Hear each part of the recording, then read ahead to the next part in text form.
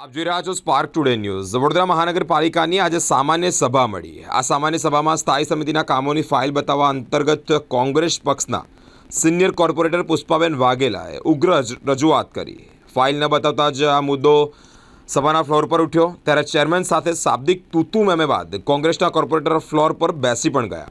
વડોદરા મહાનગરપાલિકાની વડી કચેરી ખાતે જ્યારે આજે સામાન્ય સભા મળી, ત્યારે સામાન્ય સભાની શરૂઆત થયા બાદ ઇલેક્શન વોર્ડ નંબર 1 કોંગ્રેસ પક્ષના કોર્પોરેટર પુષ્પાબેન વાઘેલાએ આજે થયેલા કડવા અનુભવ અંતર્ગત વાત કરી છે, એટલે કે વાત મૂકી છે। ધોરણ 10 અને ધોરણ 12ની પરીક્ષા દરમિયાન નાગરિકો માટે પરીક્ષા કેન્દ્રો બહાર કરવામાં આવેલી પાણી સહિતની વ્યવસ્થાના મુદ્દે જ ફાઇલ સ્થાયી સમિતિમાં મૂકવામાં આવી હોય, જે અંતર્ગત મંજૂરી અર્થે આવેલી આ ફાઇલ જ્યારે હું જોવા ગઈ ત્યારે ચેરમેનના પીએ મને ચેરમેનના આદેશ મુજબ ફાઇલ જોવા ન દીધી।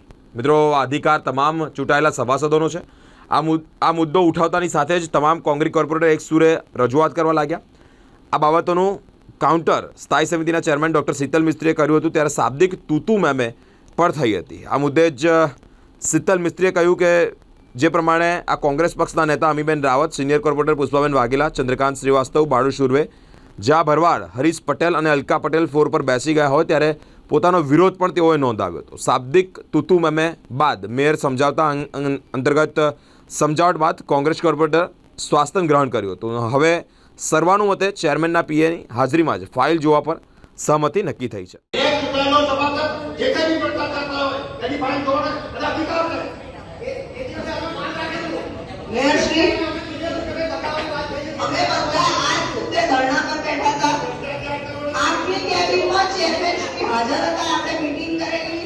અમને એશ્યોરન્સ આપવામાં આવ્યું કે હવે પછી બતાવવામાં આવશે। હલો, પછી પાછા ફરી જવાનું બેન ફટાફટી તમને મારી હાજરીમાં બતાવવાની પરમિશન આપી છે। કોઈ પણ સભાસદને કોઈ પણ ઇન્ફોર્મેશન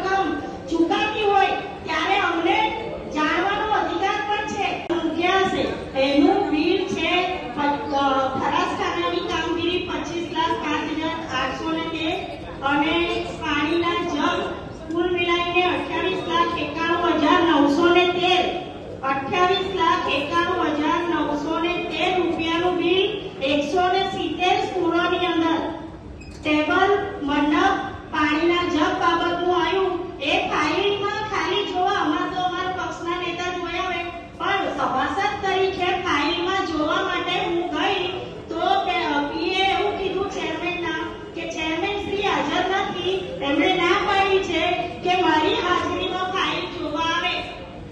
જેને ફાઇલ જોવી હોય એ મારી હાજરીમાં જોવા આવે, એમને ના પાડો। વડોદરા મહાનગર સેવા સદનમાં જેટલા પણ કોર્પોરેટરો ચૂંટાયેલા છે એ જનપ્રતિનિધિઓ છે। લોકોએ ચૂંટીને કોર્પોરેશનમાં મોકલેલા છે। લોકોના વેરાના જે નાણાંનો વહીવટ અહીંયા થાય છે એ વહીવટ કેવી રીતે થાય છે એ જોવાનો તમામ કોર્પોરેટરોનો અધિકાર છે। અને વર્ષોથી આ કોર્પોરેશનની અંદર સ્ટેન્ડિંગ કમિટી જે દર અઠવાડિયે મળે છે એની જે ફાઇલો હોય, કામની ફાઇલો, એ વર્ષોથી તમામ કોર્પોરેટરો બે રોકટોક જોઈ શકતા હતા, પણ છેલ્લા 2.5 વર્ષથી આ ચેરમેન આવ્યા, એમણે એવો નિર્ણય કર્યો હશે કદાચ કે ભાઈ હું ફાઇલો કોઈને બતાવીશ નહીં। આજે હું કદી જતી નથી, કારણ કે અમારા પક્ષના નેતા બધી ફાઇલો જોતા હોય, એમણે એવું કીધું છે કે ભાઈ હું પક્ષના નેતાને બતાવીશ, તો એ પક્ષના નેતા જોતા હોય, બરાબર, પણ તમામ કોર્પોરેટરોનો આ ફાઇલ જોવાનો અધિકાર છે। અને હું આજે ફાઇલ જોવા એટલા માટે ગઈ હતી કે હમણાં જ ધોરણ 10 ને 12ની પરીક્ષાઓ પૂર્ણ થઈ. આ પરીક્ષાઓમાં 170 સ્કૂલોની અંદર આ લોકોએ ટેબલ, ખુરશી, પાણીના જગ અને મંડપ આ બાંધ્યા છે. આપના માધ્યમથી હું વડોદરા શહેરની જનતાને જણાવું છું કે જનતાએ તો જોયું છે કે ત્યાં શું વ્યવસ્થા હતી, કેવી વ્યવસ્થા હતી. 20 લીટરના જગ હતા, 40 લીટરના હતા. તમામ જનતાએ તો જોયું છે, બધા રોડ ઉપર જતા આવતા દેખતા હતા.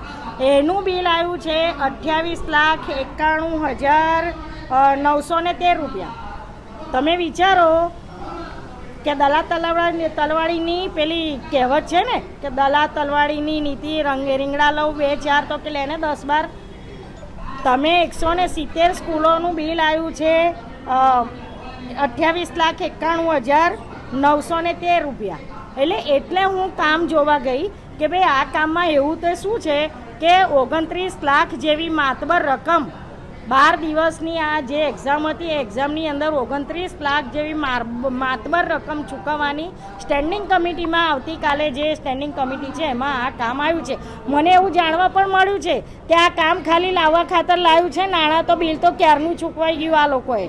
એટલે હું જોવા ગઈ તો એમના પીએ છે ચેરમેનના, એમણે ચેરમેનશ્રીને કીધું કે ભાઈ પુષ્પાબેન ફાઇલ જોવા આવ્યા છે. તો એમણે રીતસરનું સાંભળું છું, એમણે એવું કીધું કે ભાઈ એમને કહી દો હું આવું પછી આવે.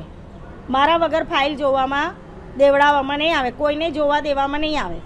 એના લીધે મેં આજે સભાની અંદર મુદ્દો એટલે જ લીધેલો કે પછી તમે મારી સભા ચાલુ થઈ ત્યારે એમના પીએનો ફોન આવ્યો કે ચેરમેન શ્રી કહે છે, તો સમગ્ર સભા તો ચાલુ થઈ ગયેલી, બરાબર છે.